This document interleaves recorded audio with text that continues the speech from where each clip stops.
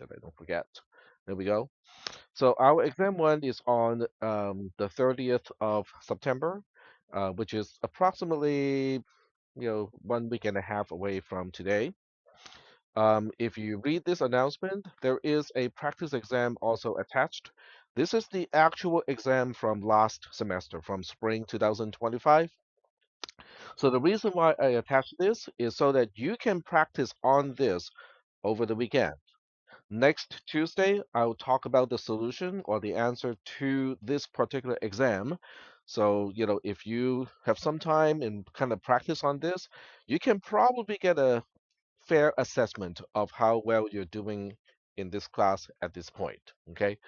But even after Tuesday next week, you still have one more week before the actual exam. So that will give you some additional time to make up for, any concepts that you may not understand correctly. And you can certainly ask questions in class or come to my office hour for those purposes. So do we have any questions regarding exam one? Yep.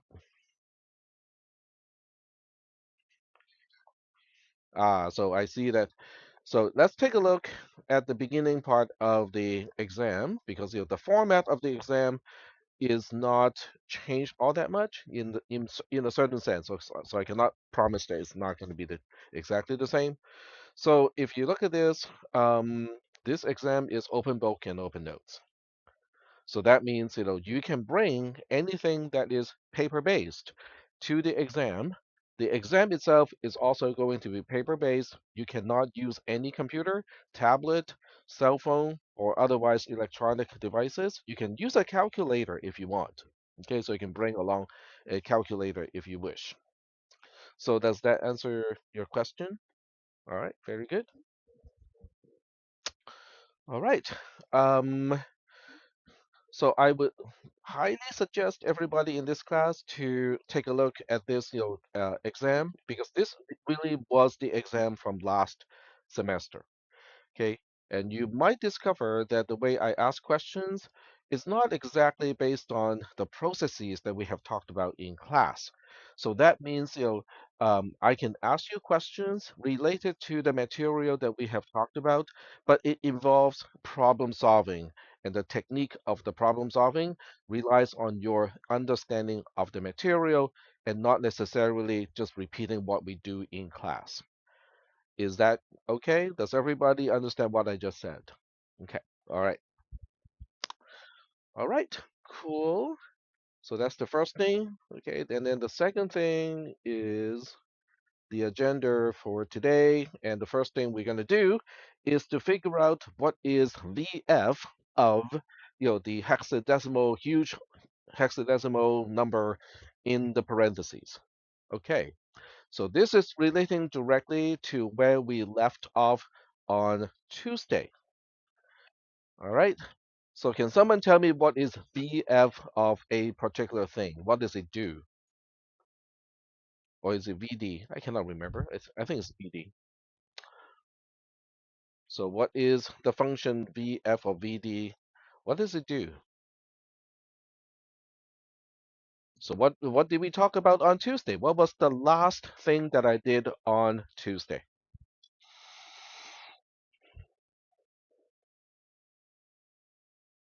I mean, come on, Tech. How can you possibly expect us to remember what you talked about 20, 48 hours ago, right? Close to 48 hours ago. That's a lot of hours. And yet here I am expecting you guys to remember because you have your notes in front of you. What did you write down as the last item from Tuesday?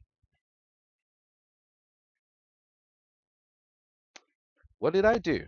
I did something in the dumb terminal. I did something in a terminal. I ran a program that did not seem to be particularly useful, but I was illustrating a point. What was I illustrating? What was the last thing that I illustrated in on Tuesday?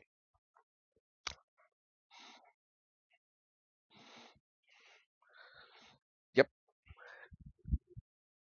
yep. So we converted a decimal value to the double precision floating point number format, and then we figure out all 64 bits of the bit pattern, and then we plug it into the debugger, and then I did a trick with casting the address of an unsigned 64-bit integer to the address of a double, and then dereference it, and then we got the actual value back. That was the last thing that we did.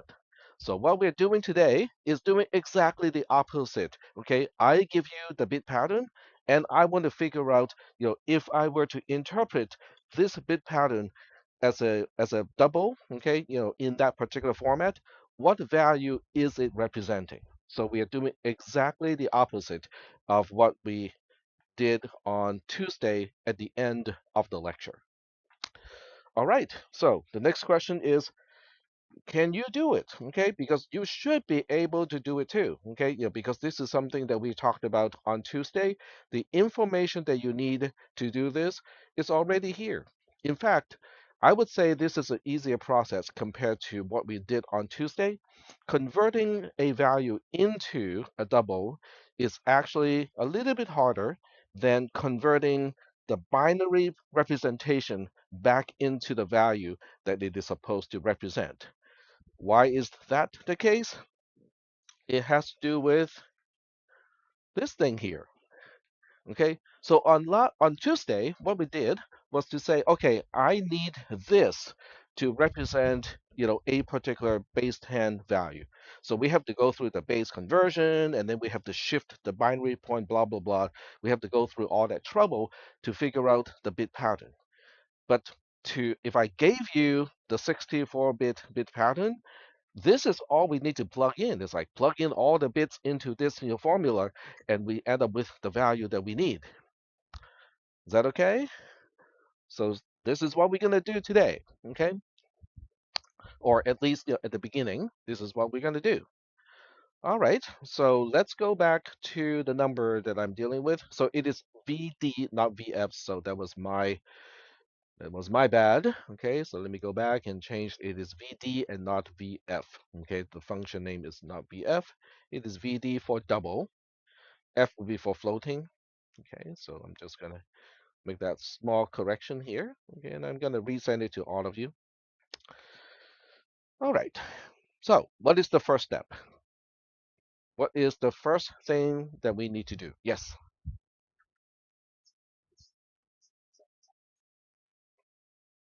for bits. Yep.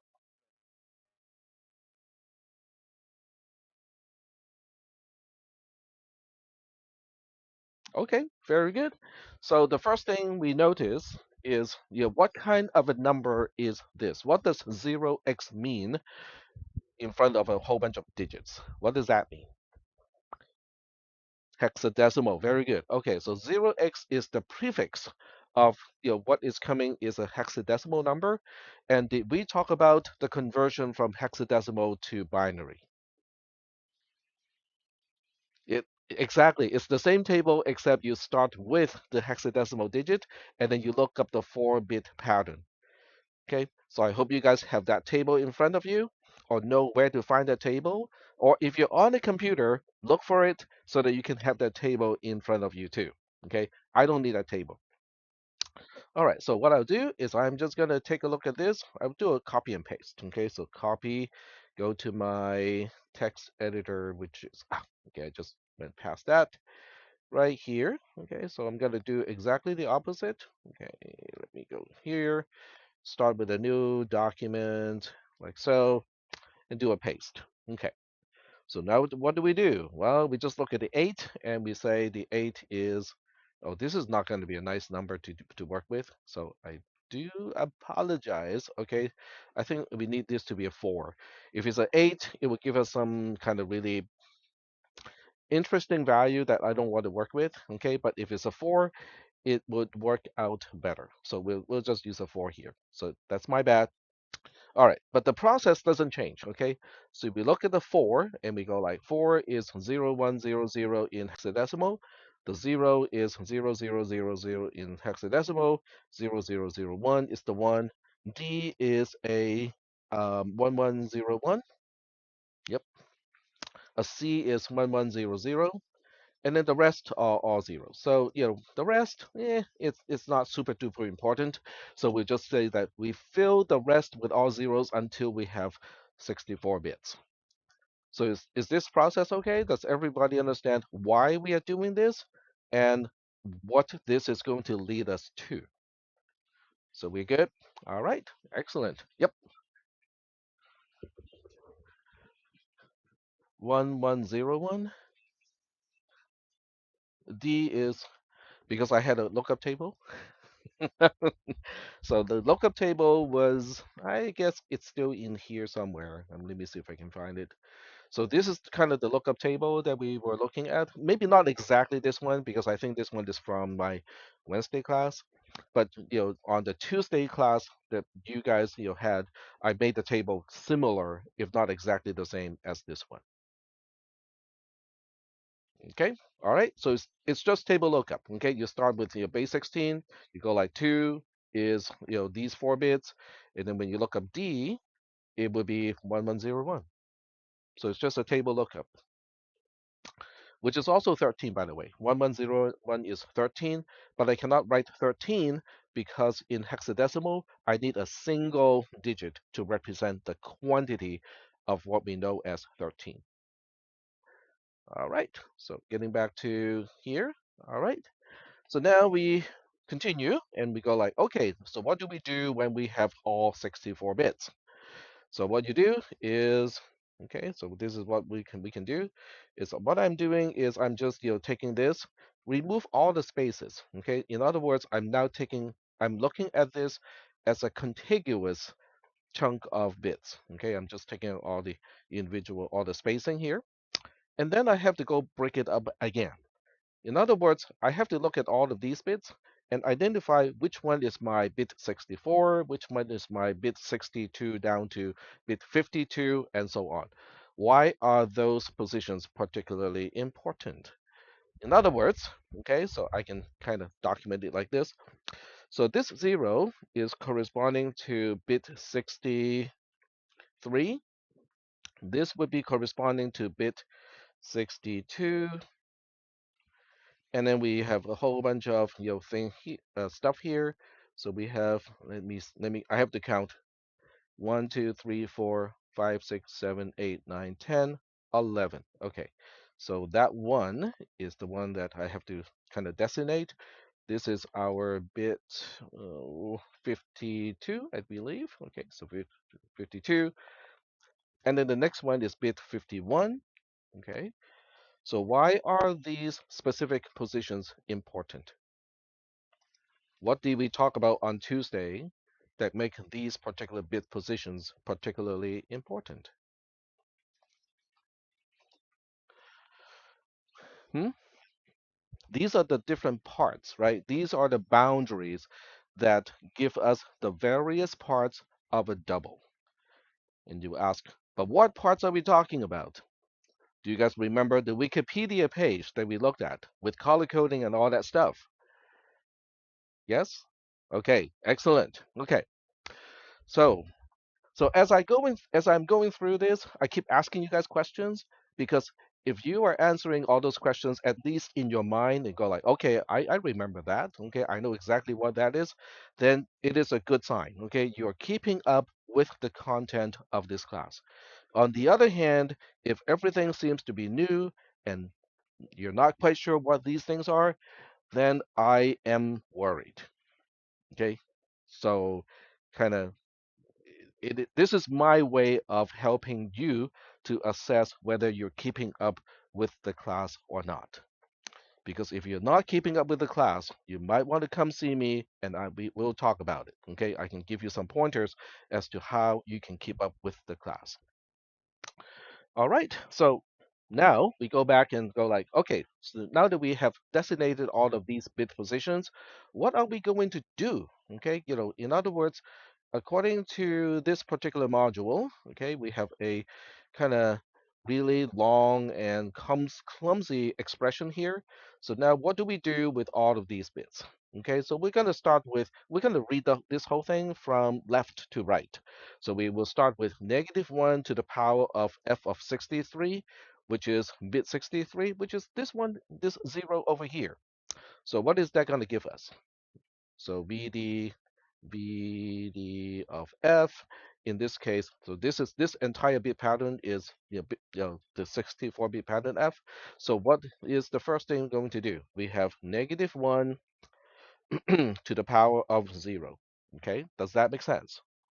This 0 is referring to bit 63, which is this 0 over here. All right. And then what do we do? Okay, so let's just go here. Okay, we have is a multiplication, and they have 1 plus. Okay, so the 1 plus is not dependent on any of the digits. So this 1 plus is always going to happen. So what are we adding? Well, let's see. What if I is -1?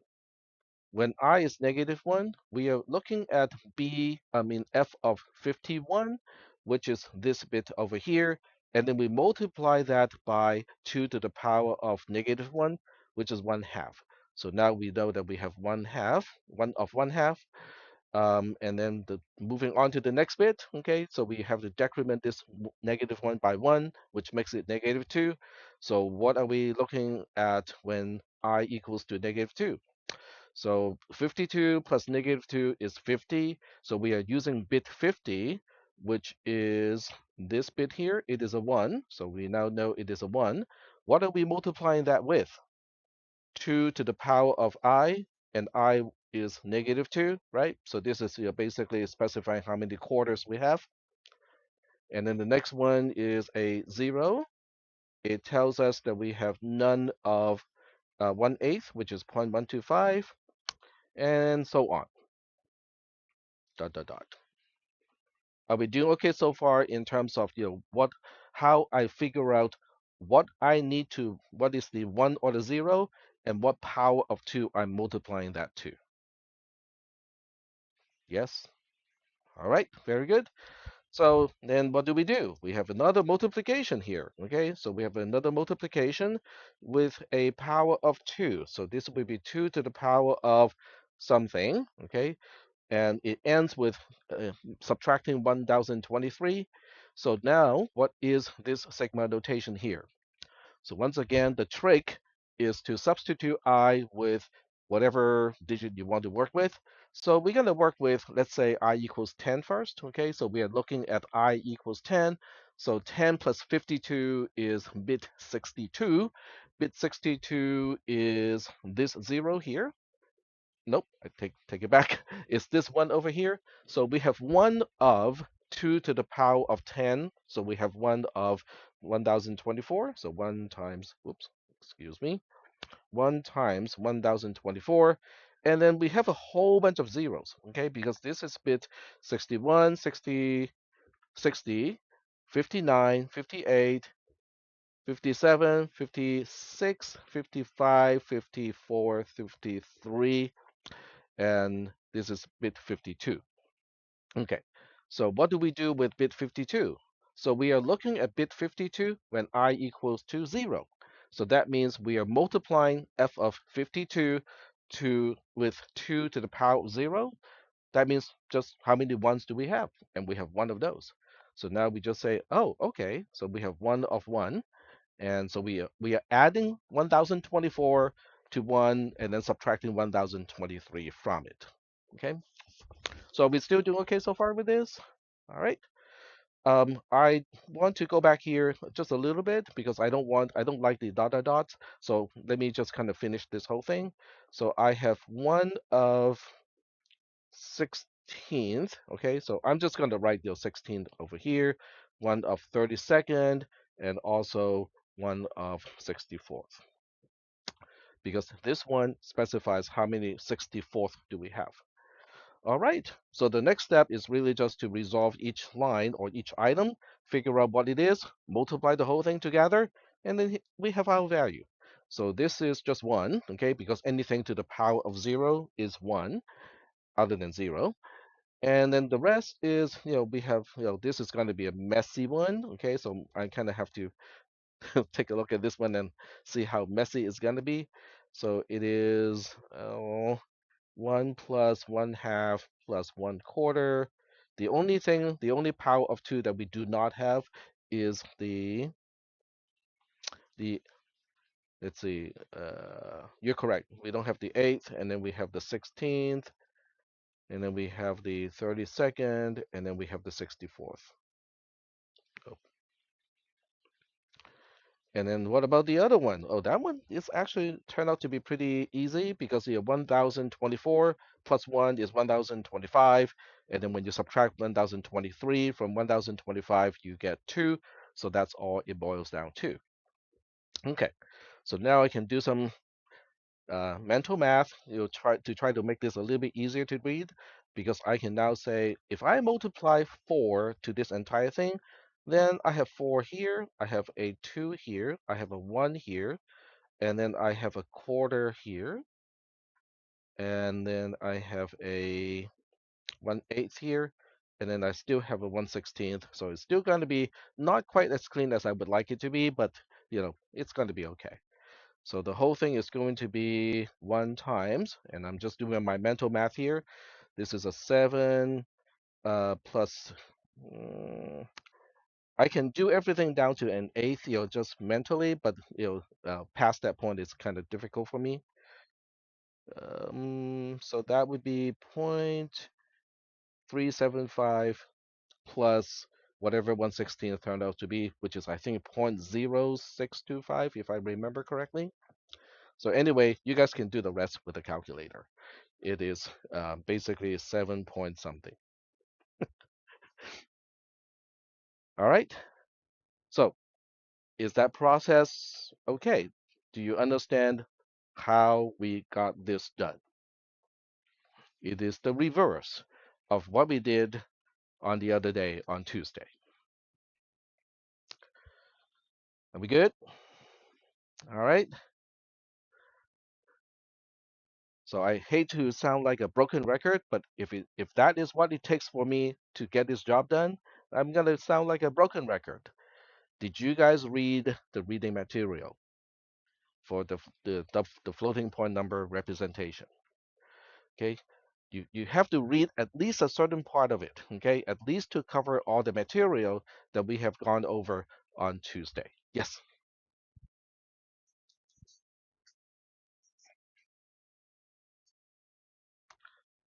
Okay, that's all right. No, not a problem.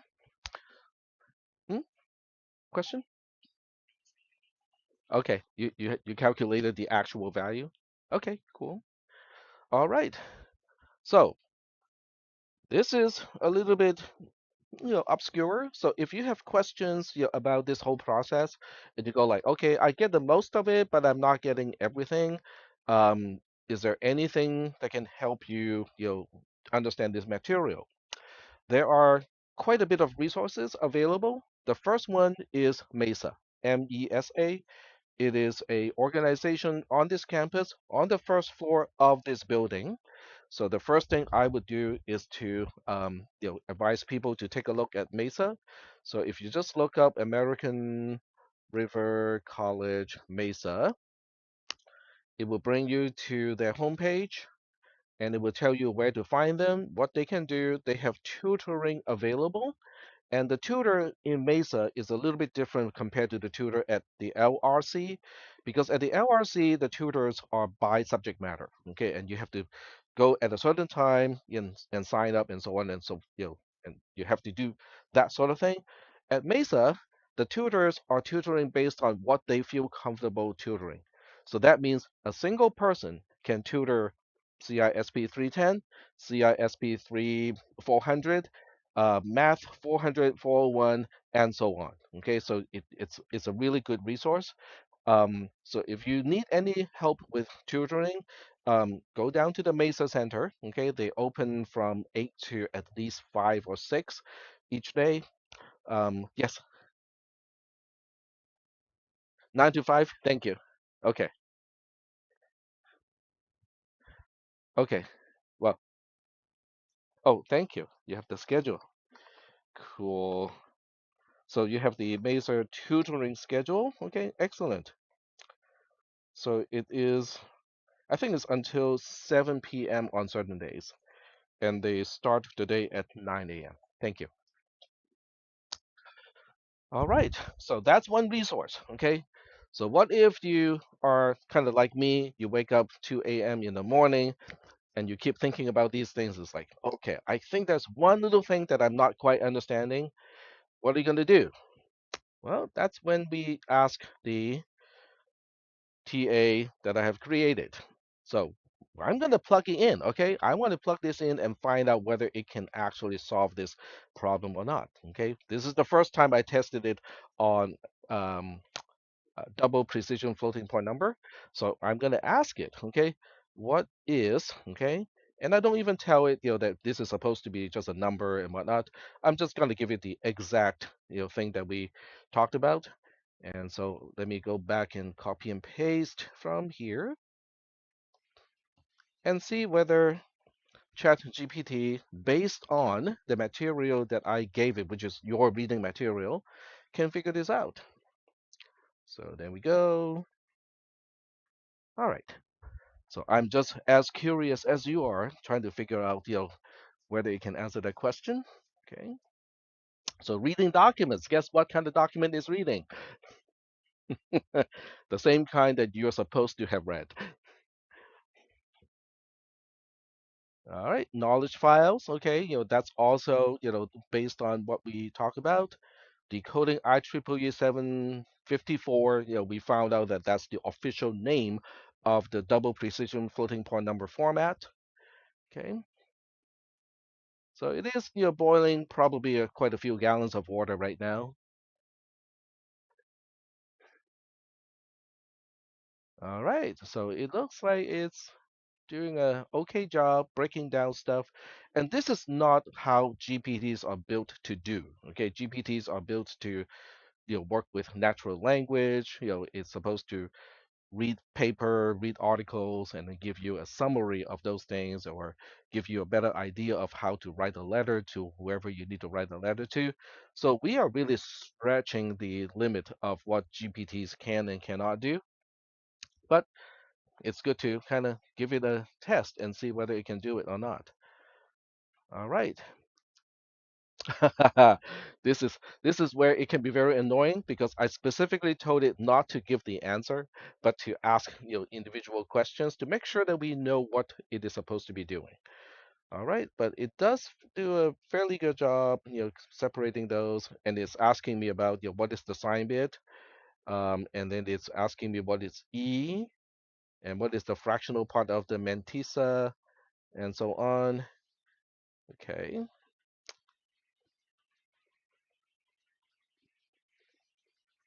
and if one needs to do a few more practice, let me see if I can just ask it for the actual answer. Okay, I am not patient.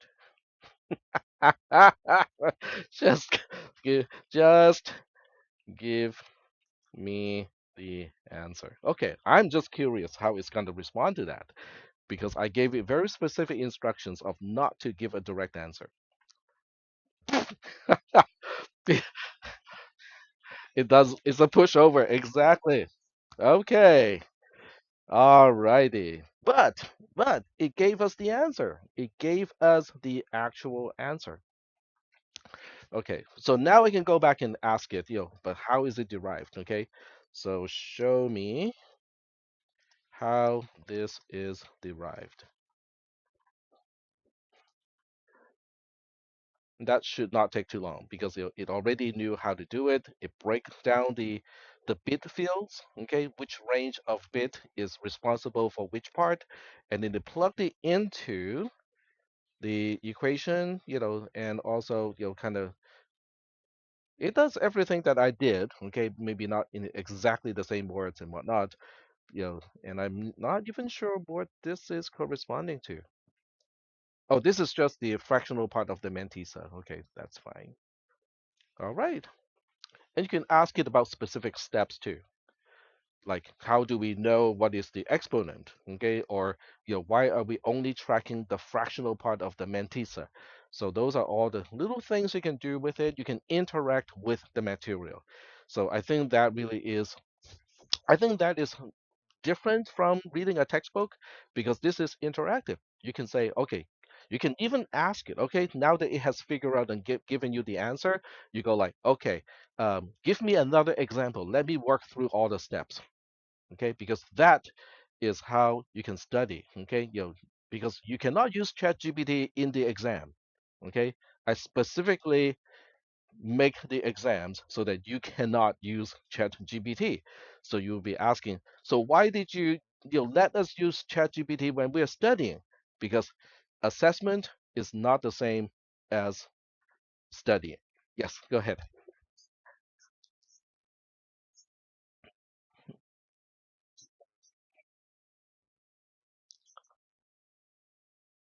To a 32-bit, like a 32-bit float, you mean? There are no super easy way. You still have to figure out, you still have to figure out the what we talked about on Tuesday as the base two scientific notation. So you still need to know what is the mantissa and what is the exponent of two. They are different for the 32-bit format, yes. So the 32-bit format has basically a shorter version of everything, obviously, except for the sign bit, because that's just one bit, right? But everything is just a little bit smaller. The bias is also correspondingly, smaller. But other than that, it's the same process, but there's no quick and easy way to go like, oh, okay, we just remap the bits around a little bit. So there's no quick and easy way to do it. Yep. All right. So what do you think? Okay, I want to see what you guys are thinking about a tool like this. Is it beneficial? Is it like, oh, this is just gimmick and I'm not going to use it? It is not of any value to me. What do you think? Okay, cool. Okay, very good. I know people have been using it because it actually tells me how many conversations have been started using the custom GPT, and the current count is 90 plus, so it's somewhere more than 90, but probably less than 100. So I know people have been using it, but I just want to see whether you guys find it useful or not. Okay, and yeah, okay, cool, cool. Any other items that you guys want to mention about floating point numbers? Because I used to have another two classes to talk about floating point numbers, and I would, also talk about how to convert from base 10 to base 2. Like if I give you a base 10 scientific notation, how do we convert that into a base 2, scientific notation and then turn it into a double? I don't want to do that anymore because as intriguing as that is to me, okay, as much as I like to kind of dig holes, okay, and go down the rabbit hole, it's also taking up time that I would want to spend to talk about other things related to this class. So this is pretty much all I want to talk about in floating point numbers. It will not be in the scope of exam one, but it will be in the next exam. So this will be in exam two, but not in exam one. Is that okay? Yep, go ahead.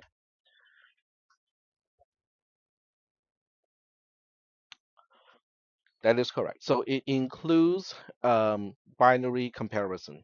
So the L flag overflow, the overall carry bit, all that stuff is within the scope of exam one. Yep. And so it's your base conversion. Yep. Yep. All right. Any other questions related to exam one or the floating point number stuff? Yes. Read the announcement, please. Yep. And try to be on time, because that way you're not going to miss the earlier part of the class. So that would be good. All right. So the exam one is already in the announcement. So if you go through the announcement, you will see that. Hmm? All right. So with that said and done, let me go back to the other announcement. So I just mentioned this. We're going to skip the rest of the double module. So now we're going to start with another kind of big chapter of this class, which is called the von Neumann or von Neumann architecture. Okay, so this is what we're going to start with at this point. So let me get rid of the exam one here.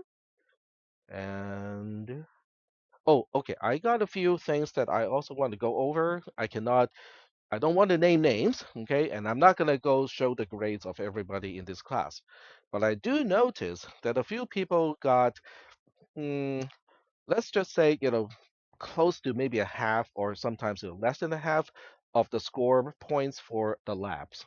So that is a little bit concerning to me because the lab let you retry as many times as you want within the time frame, and it keeps the highest score. So that means you can just go ahead and go like, okay, I totally screwed up this one.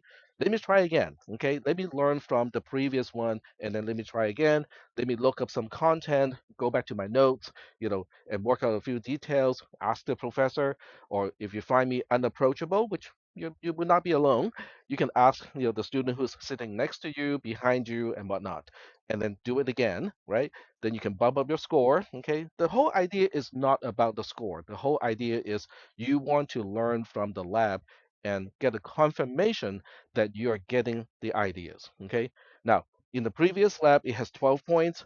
So let's just say somebody got all the way up to 11 out of 12 points, missed one little thing, understood exactly why that was missed.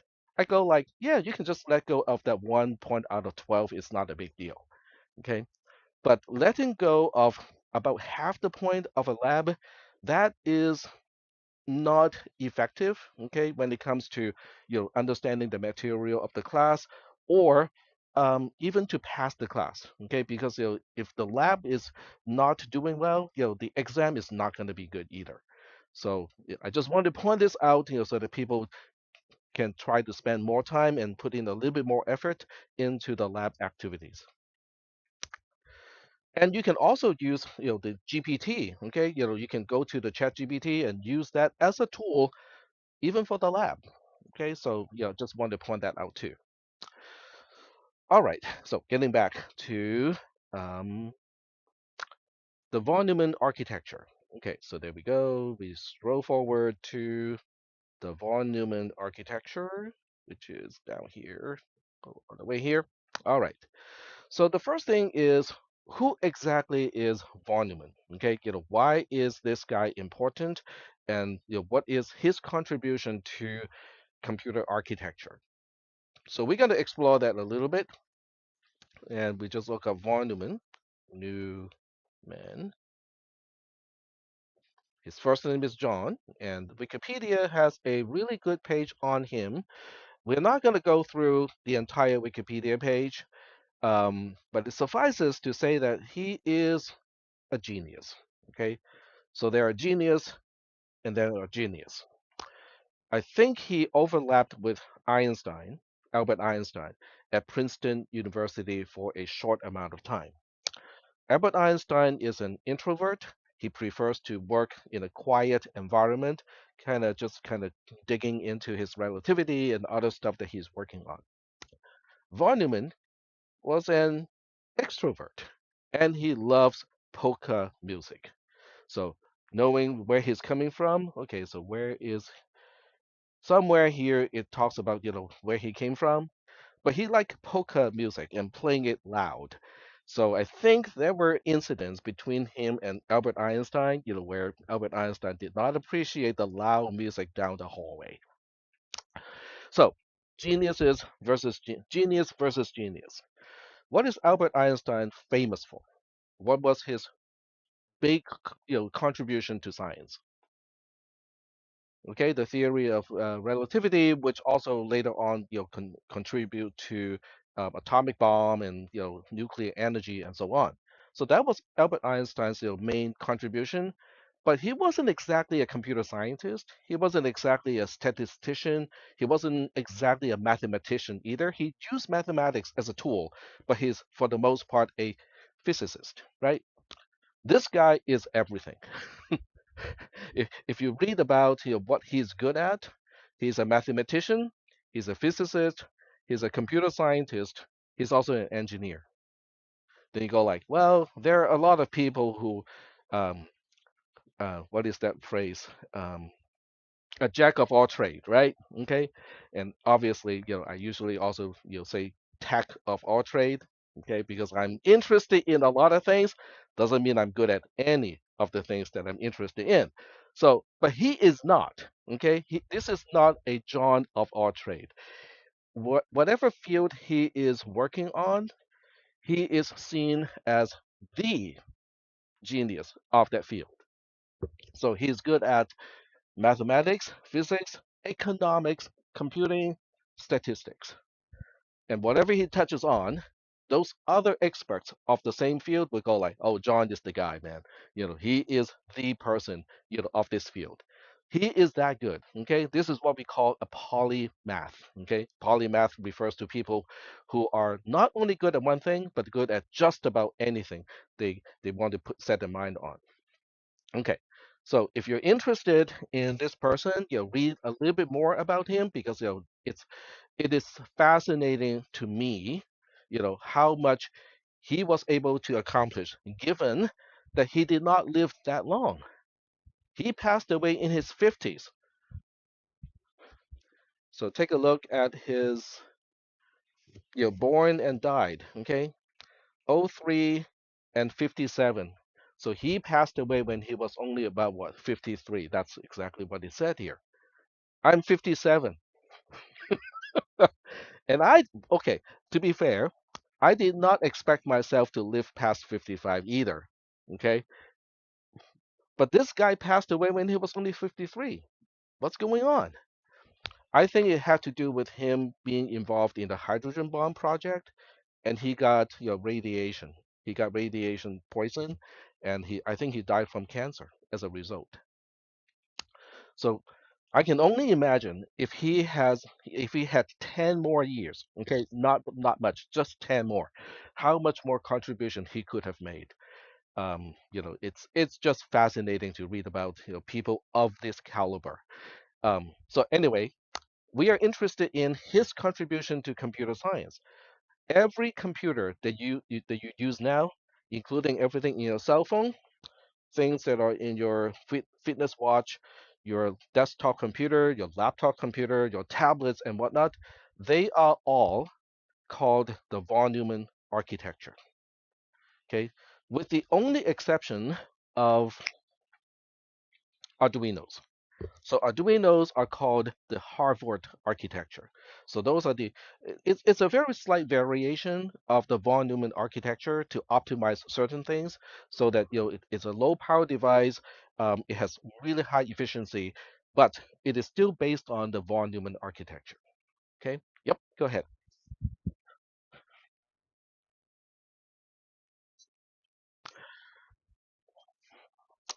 It's not so much standardized. Okay, so let me show you a picture of the computers prior to the von Neumann architecture. So let's go ahead and take a look at, and in fact, these days, because of AI, I can just ask that question, right?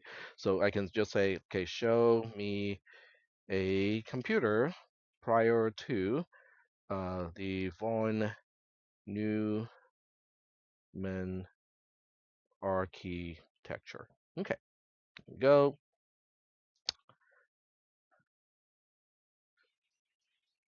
the Colossus. Yep. All right, so we'll go ahead and take a look at I think the Colossus is probably one of the most cited ones, so we can just take a look at that one. All right, this is a good picture of what is quote unquote inside a computer. The wiring directly specifies how the computer performs computation. Okay, let me say that one more time. The wiring, all of these big mess here, everything that you can see, the wiring directly specifies how the computer operates. So what if you go like, well, I'm going to debug this program. Okay, it's not doing one of the computations correctly, and it has to do with some wiring is wrong. So you have to find out exactly which wire needs to be disconnected, and then reconnect the wires in the correct way. Okay, so what we take for granted these days, over the air update of your all the apps and the operating system of your phone is not happening, right? Because in order to update anything, It is physically going into the computer, disconnect a bunch of wires, and then reconnect those wires in the correct, quote unquote, correct way. That is before von Neumann's architecture. Okay. That, and what is his contribution? His contribution is look at this big mess here and go like, well, we already have storage because in order to do computation, you need the storage to store the numbers, okay, the coefficients, the number that you're adding, the numbers that you're multiplying, and stuff like that. So computers already had the ability to remember stuff, okay? So we already have memory in computers. So his contribution is only a very slight extension. It's like, hey, in addition to storing the data, the numbers that we're computing, how about using the computer's memory to also store instructions that specify what the computer and how the computer is supposed to do its job? That was his contribution. It doesn't sound like much from our perspective because we have been using the von Neumann architecture for decades, since before I was born, and I'm old. Okay, so to us, this is like, oh yeah, this is how things should be, right?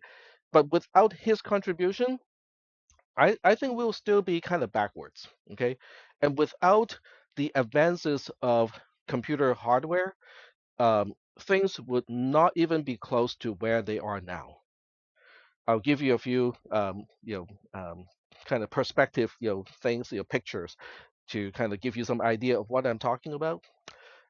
Do they have airplanes around World War II? They had airplanes in World War One. Okay, the biplanes, the Red Baron, and all that good stuff, right? Yeah, so we got machines that can fly. Did they have tanks back in those days? Yeah.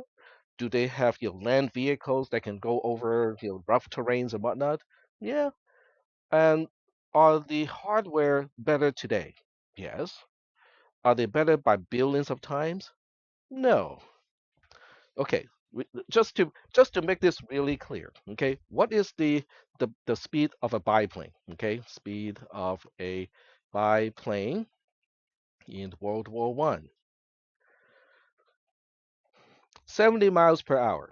Okay, that's awfully slow. Even my little clunky, samurai, Suzuki Samurai, has a top speed of 70 miles per hour. Okay, yeah, that thing only has 63 horsepower when it was brand new 40 years ago. So now I'm fairly sure that a few ponies have escaped. But 70 miles per hour. Okay. What about a top of the line current, fighter jet that the US Air Force has? So we'll look at top speed of a F-35, okay, which is a fighter jet, top of the line. It is Mach 1.6, which is about 1,200 miles per hour. Okay, 1,200 miles per hour versus 70. Sounds like a really huge difference, right? If you just look at the ratio, what are we talking about? I'll even, kind of round it up to 70, so just so that the math is easier, right? Cancel, cancel. 15-fold. Okay.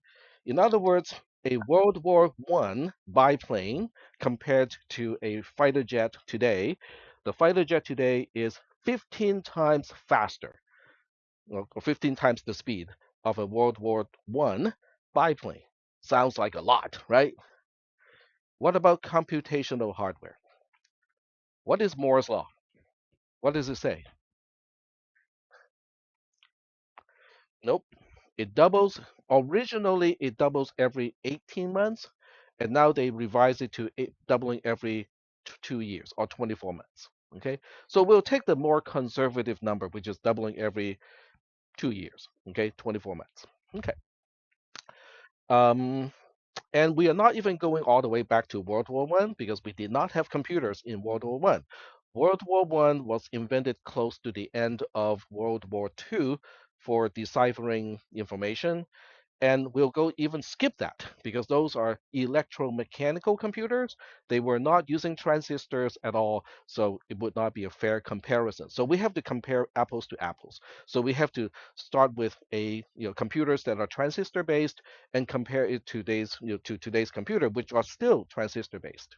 So I will be fair and use the IBM System 360 from the 60s, okay, the 1960s. So we can ask, what is the computational speed of a System 360, which is an IBM mainframe computer? So here are the numbers here, 10 million instructions per second. So 10 MIPS. Okay, write it on the board. 10 MIPS. Okay. And these were not cheap computers. Okay, so with the System 360, only large corporations like American Express or government agencies can afford to run these computers. Okay, these are not the sort of computer you go like, I'm gonna go to Best Buy and buy me one of these things. Well, first of all, you won't have the space in your house to put this computer. The CPU, okay, what we think as a CPU, which you can buy from Best Buy and whatnot, comes with a little shrink wrap package, and when you open it up, it looks like a little tile, right? About yay big. That's your CPU. Back in those days, a CPU is the size, at least the size of a refrigerator. And we are not talking about mini fridges either. We are talking about full size fridges. Okay, that's just the CPU. The hard drive itself, I don't think most houses have enough support to deal with the hard drive of a computer back in those days. It is so heavy and so bulky. It's not just big, it is also really heavy. So we are talking about things that you and I cannot afford. And if somebody gives this to you, it will sink your house. And you won't have enough power supply to run it anyway. You turn this thing on and all the breakers will pop.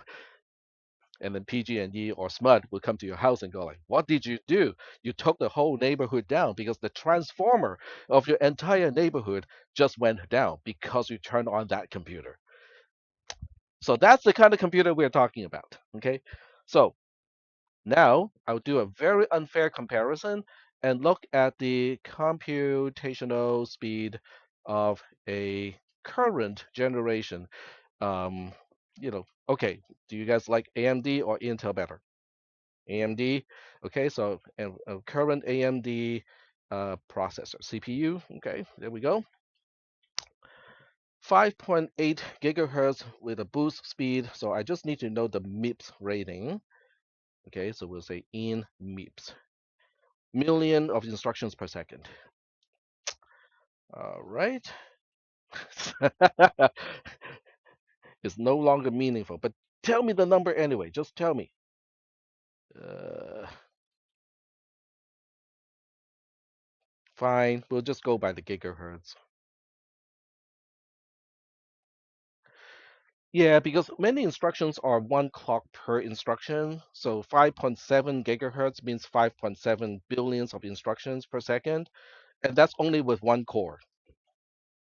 How many cores is in a typical desktop CPU these days? Four. No, it's not four anymore. It used to be four. Eight or so, right? Yeah. So okay, so it's eight. Let's say it's eight. So we are looking at eight times what 5.7. Let's say just five. Okay, five. But this is not million anymore. These are billion. Okay, so we're looking at billion instructions per second. So we are looking at 40 BIPS or billion instructions per second. Okay. Yep. Yep.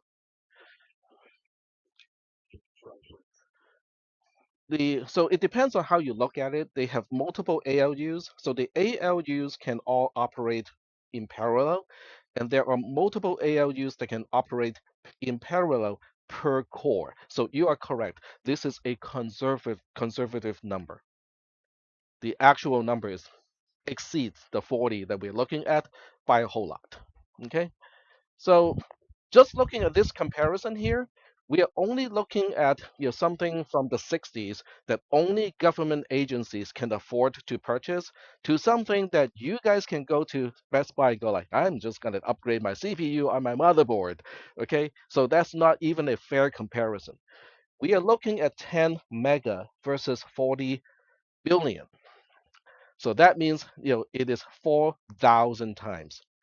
And this is not even close to a fair comparison. Okay, so airplane speed 15 times. And this is from World War One, okay, the early 1900s to today. So we are looking at what, 120 years or so. This is only over the span of about 60 years or so. So without von Neumann architecture, the computers will not get smaller. Why do you think that is the case?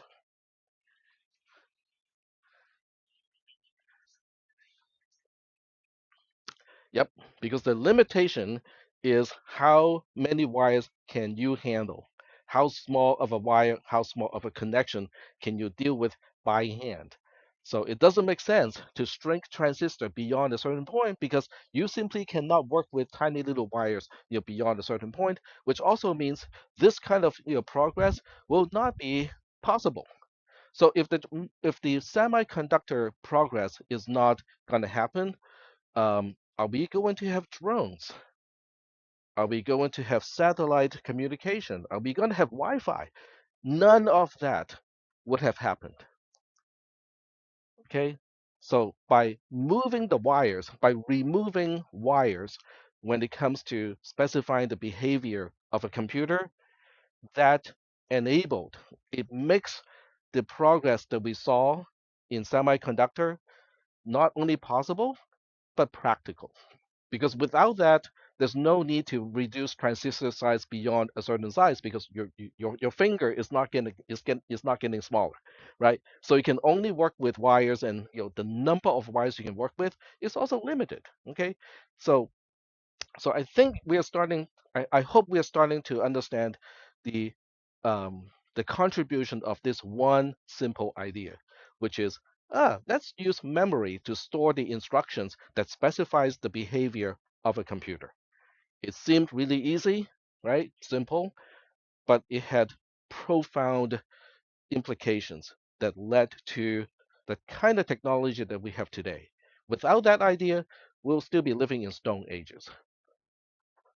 I mean, relatively speaking. All right. So, given that, the first thing we need to know then is how does a computer store information? Okay, because it seems like that's going to be the first thing we should ask is, okay, so if we're going to store instructions in a computer, that means the first thing we need to know is how does a computer actually remember things?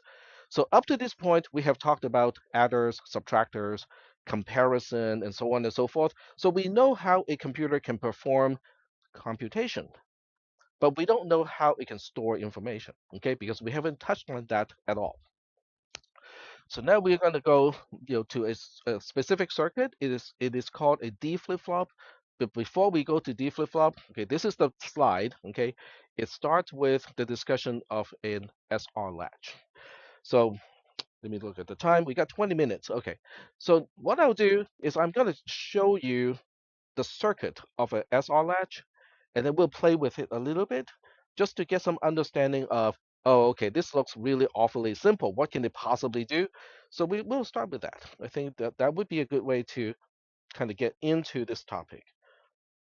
So let me start at Logisim first, okay, and move my Logisim window into what you can see. There we go. And I'm going to turn off, simulation because I don't want to show you exactly what it does, as I construct the circuit. And the SR latch has two input pins. So I'm going to have to label these two pins. And I'm going to be consistent and use the name that I use in the notes. One is called the S, okay? The other one is called R. So not really surprising that, considering this is called the SR latch. The output is a little bit more kind of obscure, okay? And this one I still do not understand. The output is called Q, and most of the time the output of a transistor somehow is called Q. And then the other one is the negation of Q, so we can represent this as not Q or just NQ, okay, for not Q.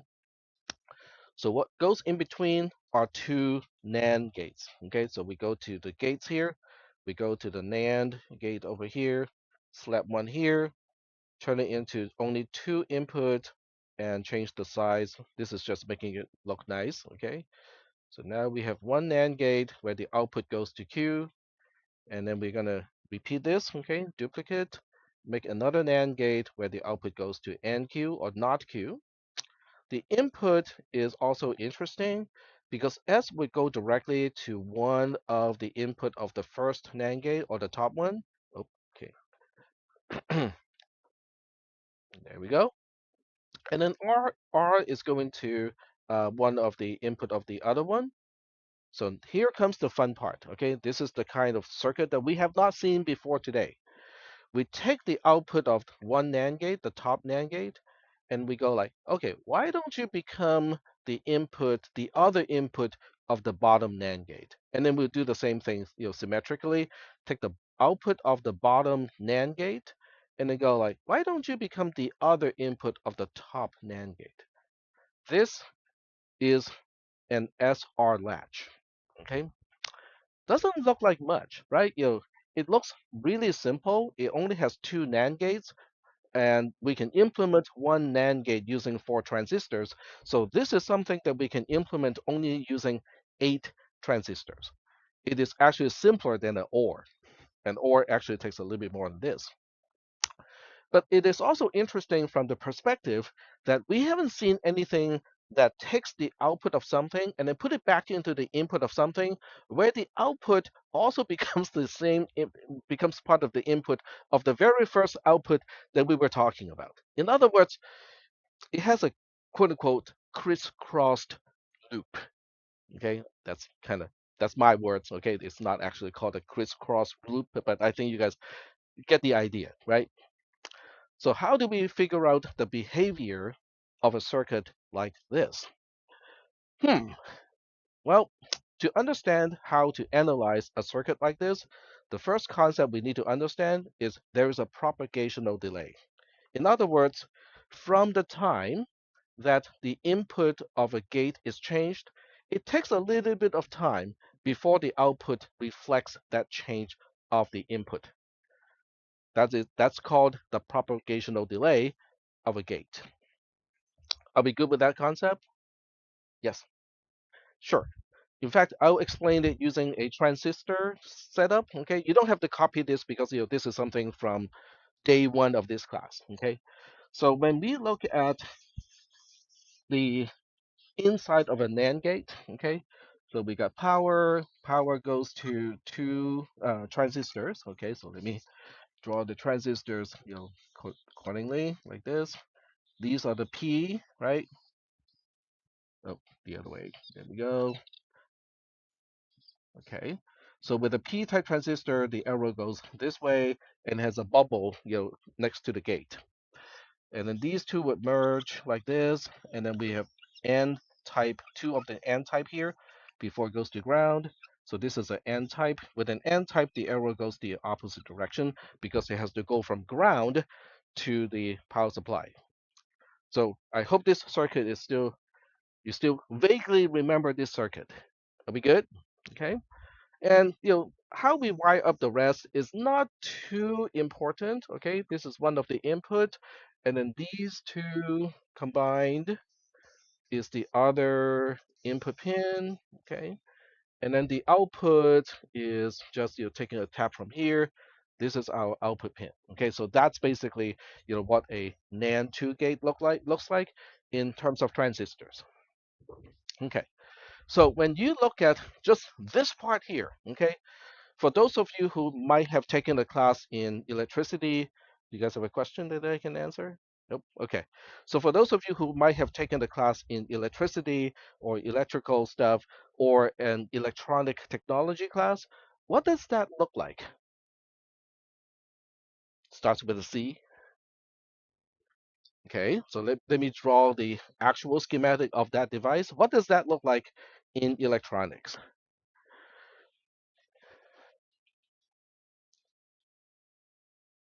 All right, so I'm gonna give this a try.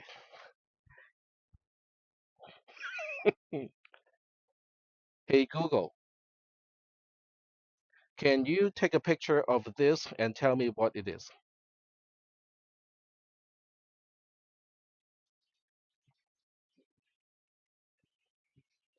Oh, it won't do that. Okay, fine. We'll go for the actual search interface and open camera. Okay. Well, it gave me a bunch of wrong answers. Tic-tac-toe. How does this have to do with tic-tac-toe? Yep, go ahead. It is a capacitor. Yep, it is a capacitor. So the capacitor needs to be charged in order to change the state. So that means we have a capacitor here, one over here, and one over here. And in a logical circuit, from the perspective of a computer scientist or computer engineer, wires are perfect. In other words, they have no resistance, they have no inductance, and they are just perfect. Okay, if you present a certain voltage on one side, the other side immediately sees that voltage, and things happens immediately. Well, guess what? Physics is messy. Okay, things really do not happen like that, which means we have inductance, we also have resistance and stuff like that.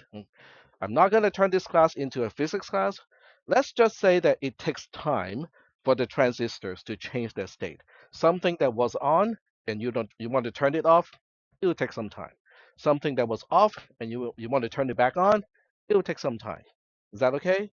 That is the propagational delay.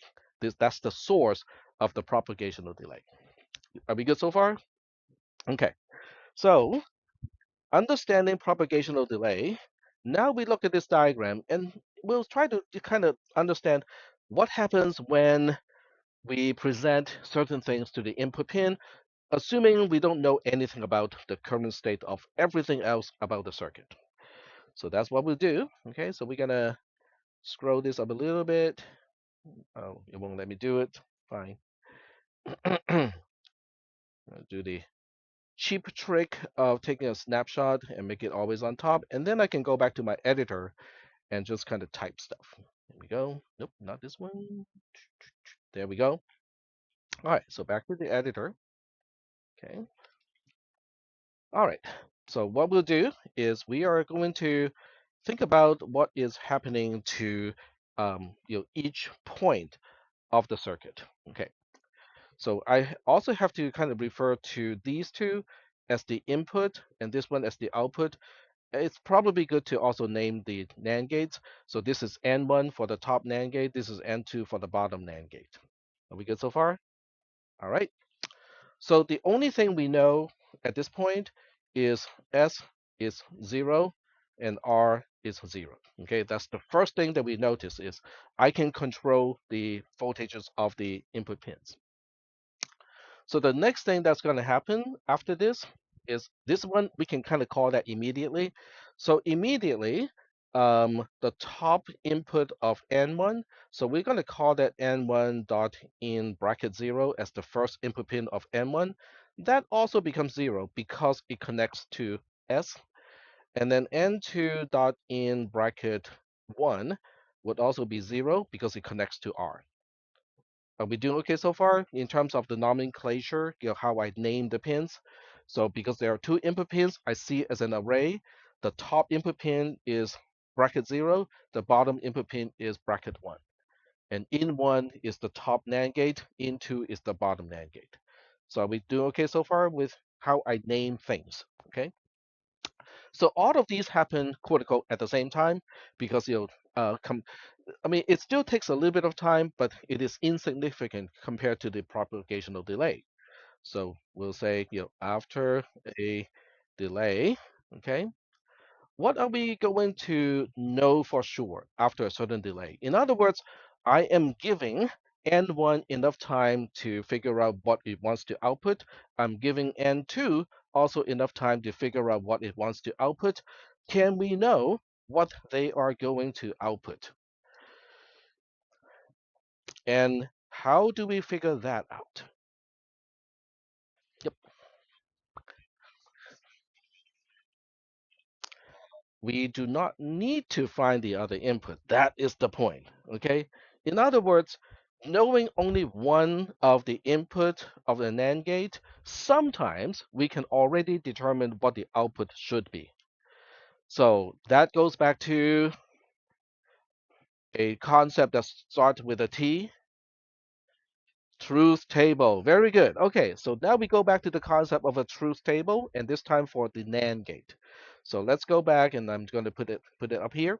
Okay, so we got X, which is one of the input. We got Y, which is the other input, and we want to figure out what is X NAND Y.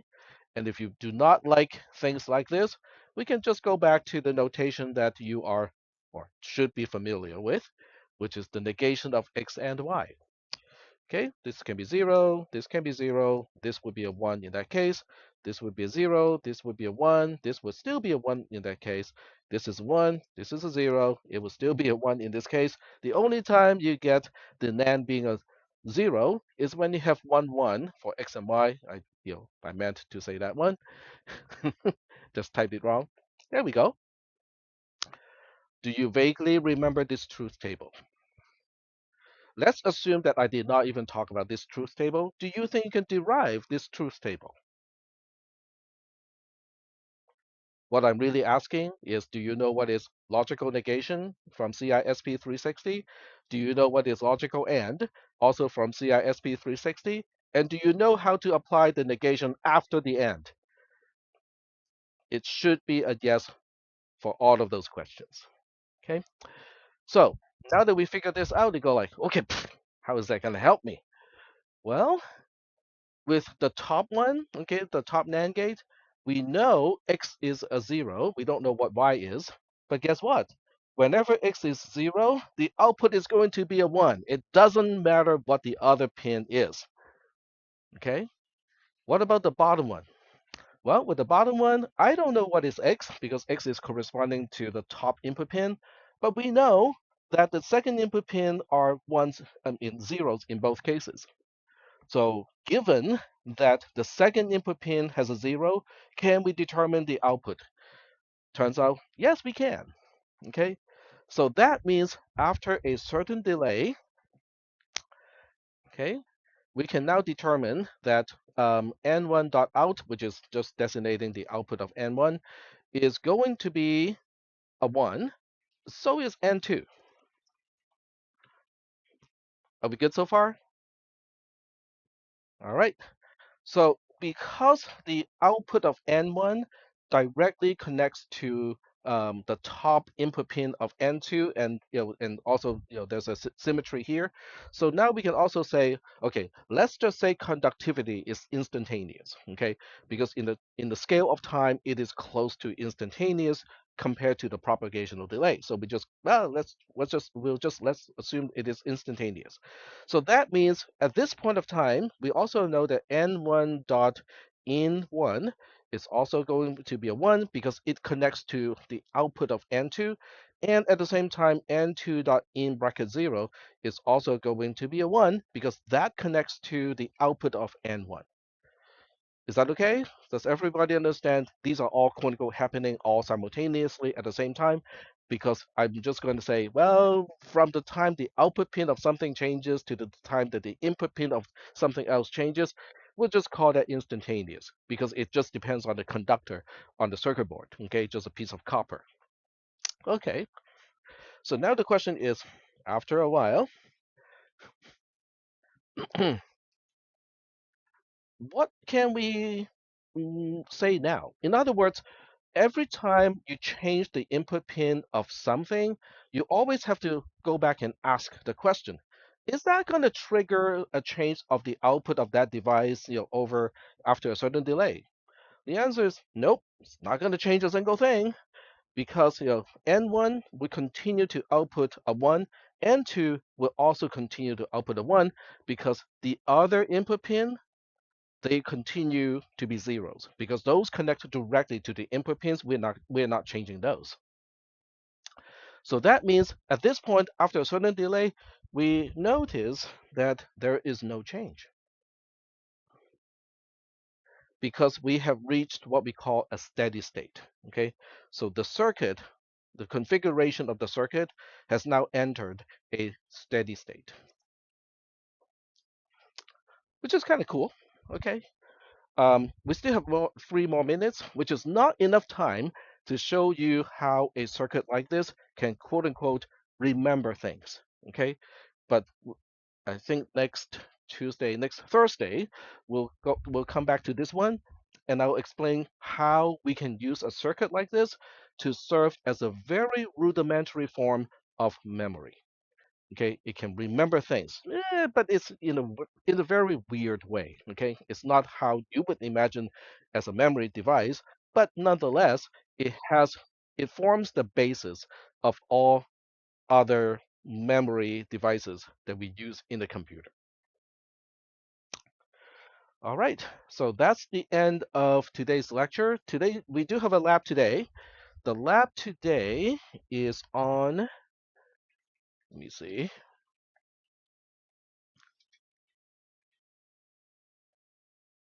let me close that.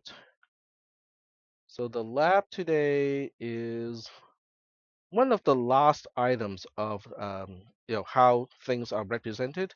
So today's lab is on subtraction and compare. So let me make it visible and show you the access code that you need to get started on this one. Okay, there we go. And it is called flags. Okay, so let me erase this. It will open in like 2 minutes. So you can take a really short break with flags. There we go. Alrighty. So I'm gonna go back to my office, get a little bit of water to drink, and then I'll be back here. Um, it's not a really long lab, but it does make sure that you understand all the concepts. So like what I said a little bit earlier today, give yourself enough time. If you don't get the score that you want the first time, figure out, why you are not getting all the points, and then do it again, okay? Because the idea is this is a really low stake kind of assessment. You can redo it. It keeps the highest score. So use this as an opportunity to help practice the ideas and the concepts that we have learned already in this class. All right, I'm turning